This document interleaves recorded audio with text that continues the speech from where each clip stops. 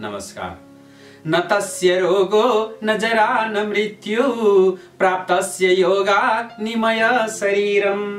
संसारमा त्यस्तो कुनै रोग छैन, त्यस्तो कुनै मृत्यु छैन जसलाई योग विद्याले जित्न नसकोस्। आदिम ऋषि वैज्ञानिकहरूका यी महान वाणीसँगै म आजको एक विशेष योग कार्यक्रमलाई प्रारम्भ गर्न अनुमति चाहन्छु। तपाईहरू जहाँ हुनुहुन्छ, जसरी रहनु भएको छ, तपाईहरू पनि आफ्नो आसन लिएर तयार हुनुहोस्। जाग्यो जाग्यो जाग्यो, विश्वभरि योगको अरुणोदय भइसकेको छ। तपाईँ घर घरबाट योगलाई, ध्यानलाई, तपलाई, साधनालाई आत्मसात गरेर हामी भित्रको शक्तिलाई, हामी भित्रको महाशक्तिलाई उजागर गर्ने बेला भइसकेको छ। उठ्नुहोस्, जाग्नुहोस्। तपबाट हामी जाग्न सक्छौं। योग भन्दा ठूलो कुनै बल छैन, सांख्य भन्दा ठूलो कुनै ज्ञान छैन। यी महावाक्यहरूले हामीलाई हाम्रा शरीरका ऊर्जाहरूलाई माथि उठ्न सघाउँछन्। योग बलले मान्छेलाई मनमा केही गरी छाड्ने उत्साह जगाउँछ, हृदयमा तपाईको ऊर्जाहरूलाई झकझक्याउँछ र मस्तिष्कमा केही गर्ने हुटहुटी लिएर आउँछ र महान कार्य सम्पादन गर्ने संकल्प अगाडि बढाउनलाई सहयोग गर्छ। त्यसकारणले जहिले पनि भन्ने गरिन्छ, मूल फुटेको पानी खुसी रहने बानी। बसियो संसारको जुनसुकै कुनामा, बसियो संसारको जुनसुकै कुनामा, योग विद्याले सजाऊ जिन्दगानी, योग विद्याले सजाऊ जिन्दगानी। नमस्कार, जदौ र साष्टाङ्ग दण्डवत छ यहाँहरू सबैलाई आजको योगको विशेष कार्यक्रममा। अनुहार हँसिलो पार्न, जिउ कसिलो पार्न, बोली रसिलो पार्न एउटै सूत्र छ, योग विद्या हो। जब जब संकट आउँछ त्यो सारा संकटलाई समाधान गर्ने योग विद्या, तप विद्या हो। कसरी संकट समाधान हुन्छ त? मन एव मनुष्याणां कारणं बन्धमोक्षयो। मान्छे मनले नै दुखी र सुखी हुन्छ र मनलाई नियन्त्रण गर्ने संसारका कुनै विधिहरू छैनन्। छ भने त्यो योग, ध्यान र तप बल नै हो। हामी शरीरलाई कसिलो बनाउन सक्छौं अरू विधिद्वारा, तर मनलाई शुद्ध सफा बनाउनको लागि त योगै चाहिन्छ। तसर्थ आउनुहोस् आज हामी योग र तपलाई अपनाएर कसरी इम्युन सिस्टम, रोग प्रतिरोधात्मक शक्तिलाई बढाउन सक्छौं। हामी घरमै बसी हाम्रै कोठामा, हाम्रै कक्षमा, सभा कक्षमा, हाम्रै घरका प्राङ्गणहरूमा बसेर कसरी हामी एउटा योगी चित्त लिएर उठ्न सक्छौं भनेर हामी लाग्नु परेको छ। हाम्रो यो डीएनए भित्र रहेका, हाम्रो यो शरीरको रगतमा ऋषि मुनिहरूका आशीर्वाद बगिरहेका छन्। योग बलले हामीलाई उठाउनेछ। आउनुहोस्, चाहे रोगी होस्, वृद्ध होस्, बालक अथवा जोसुकै हुनुहोस्, तपाईँ समाहित हुनुहोस्। भोलि भनेर कहिल्यै नछाडौं, भोलि कहिल्यै पनि हुँदैन। तसर्थ आजै हो। वीर छोरा, वीर छोरीले कहिल्यै पनि सद्कार्यलाई भोलि भन्दैन। तपाईँ हेर्नुहोस् त, यो मन कि चाहिँ राम्रो कुरामा जान्छ कि नराम्रो कुरामा जान्छ, कहिल्यै पनि बीचमा बस्दैन। जसरी डुङ्गा कि चाहिँ पल्लो किनारामा रहेर रोकिन्छ कि ओल्लो किनारामा रोकिन्छ, बीचमा भयो भने डुङ्गा बगेको बगै गर्छ। हो त्यस्तै गरेर मन कि सुविचारमा जान्छ कि दुर्विचारमा, व्यभिचारमा जान्छ। तसर्थ मनलाई सुविचारमा लगाउनको लागि योग जस्तो महाबल कुनै पनि छैन। योग 84 लाख आसन भन्दा बढी छन्। त्यसमध्ये सिद्ध योग 84 आसनहरू छन्। त्यसमध्ये पनि विशेष योगका आसनहरू छन् जुन परिस्थिति, समय र तपाईको आवश्यकता हेरेर हामीले प्रयुक्त समयमा अथवा उपयुक्त समयमा हामीले यसको अभ्यास गर्न सकिन्छ। आउनुहोस्, सबैभन्दा पहिला योग आसन गर्न अगाडि म केही नियमहरू बताउने छु तपाईहरुलाई। योग नियम रहेको छ, तपाईले भोजन भर्खरै गर्नु भएको हुनुहुने छैन। तपाईले खाली पेटमा योग गर्नुपर्ने छ।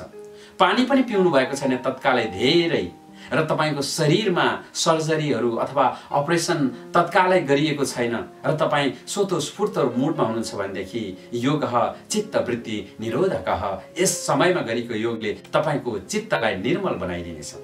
आउनुहोस्, सबैभन्दा पहिला हामी योग प्रारम्भ गर्नुभन्दा पहिला सूक्ष्म व्यायामहरू जो बसी गर्न सकिने हाम्रा आसनहरूलाई, सूक्ष्म व्यायामलाई हामी प्रयुक्त गर्नेछौँ। तपाईँ बिस्तारै यसरी शरीरलाई हल्लाउनुहोस्।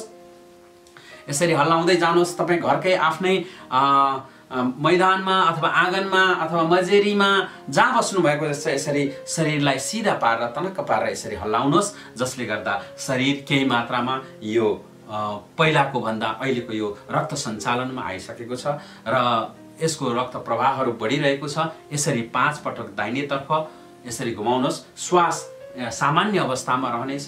र यसै गरेर तपाईँले यसरी घुमाउनुहोस् र 5 पटक फेरि अर्कोतर्फ घुमाउनुहोस् दायाँतर्फ र बायाँतर्फ झुक्दै हरेक पटकलाई। र यसरी गरिसकेपछि तपाईँले आफ्नो शरीरलाई स्थिर अवस्थामा छ, तपाईको असिलो अवस्थामा छ भने पनि हातलाई बिस्तारै गालामा राख्नुहोस्, दाहिने गालामा, र यसरी पेल्नुहोस्। टाउकोलाई हातकेलाले बेसकन पेल्नुहोस् 1 2 3 भनेसम्म। त्यसै गरेर फेरि यतापट्टि लिएर आउनुहोस् र फेरि पेल्नुहोस् र 1 2 3 यसरी चाहिँ तपाईले यो गर्न सक्नुहुनेछ। र तपाईले निरन्तर 1 2 3 1 2 3 यसरी तपाईले आफ्नो शरीरलाई गर्नुभयो। त्यसरी हातलाई पछाडि लैजानुहोस् र अगाडि ल्याउनुहोस् र अनि फेरि टाउकोलाई यसरी घुमाइदिनुहोस्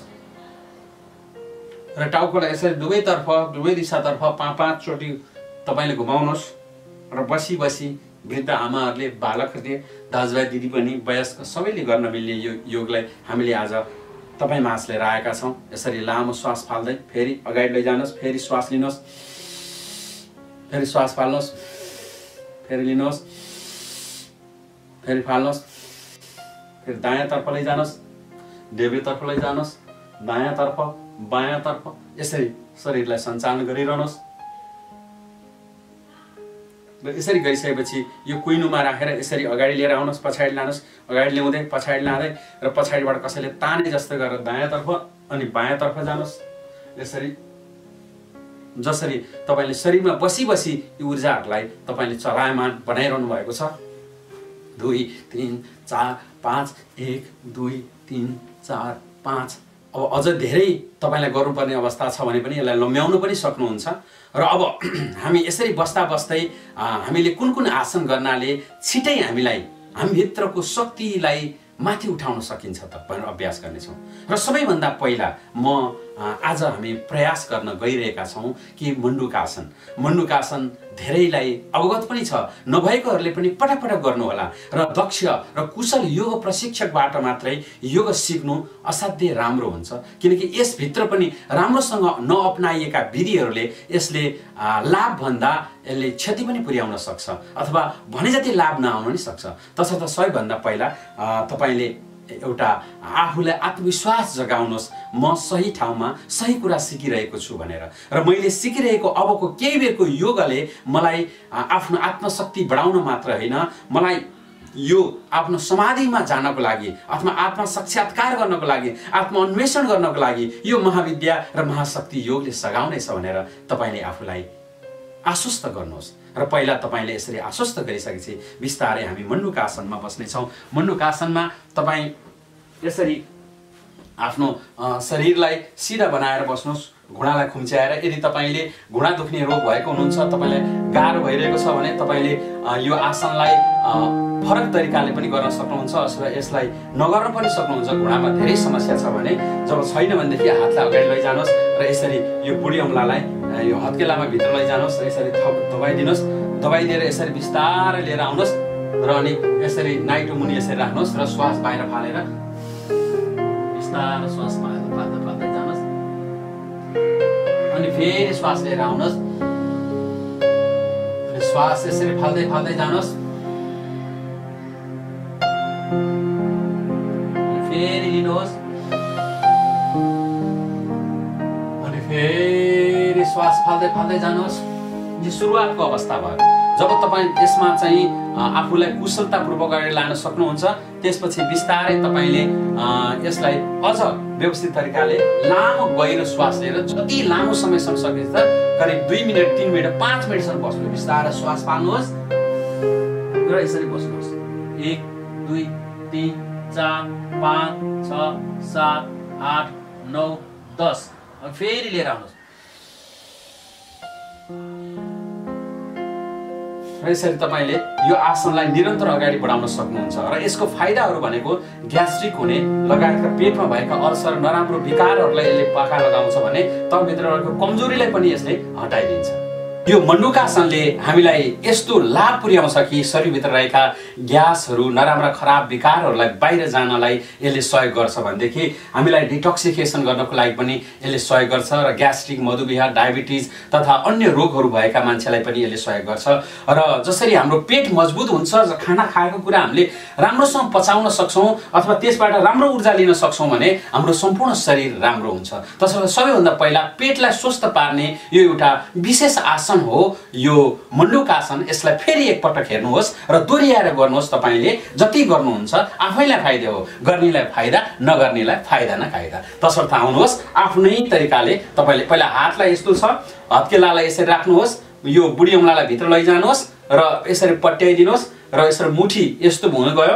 एउटा कडा मुठीलाई नाइटोको ठिक्क मुनि राख्नुहोस् र घुँडा मार्नु भएको छ, नाइटोको मुनि बिस्तारै श्वास फाल्नुहोस् बाहिर नाकबाट पहिलोचोटि, दोस्रोचोटि फेरि फाल्नुहोस्। रयल पयल हाम्रो अपान वायु र तपाईको उदान वायु, यो सबै वायुलाई नाकबाट फेरि जोडले फाल्दिनुहोस् र बिस्तारै तपाईँ थिच्दै आउनुहोस् र पेट एउटा ओडार जसरी खाल्टो पर्नु पर्यो र मुठीहरू चाहिँ पेटभित्र पस्नु पर्यो। र यसरी तपाईँले टाउकोलाई तल झार्ने पनि होइन, धेरै माथि ठाडो हुने पनि होइन, शरीरको लेभल अनुसार सिधा पार्नुहोस् र बिस्तारै तपाईँ यसरी उठेर आउनुहोस् र यो क्रमलाई तपाईले 4 देखि 5 पटकसम्म दोहोऱ्याउनुहोस्। तपाईको पेट दुख्ने, ग्यास्ट्रिक, अल्सरका रोगहरू यसले टाढा पुर्याउँछ भनेदेखि तपाईलाई सशक्त एउटा चाहिँ रोग प्रतिरोधात्मक शक्ति भएको मानवको रूपमा यसले विकास गर्छ।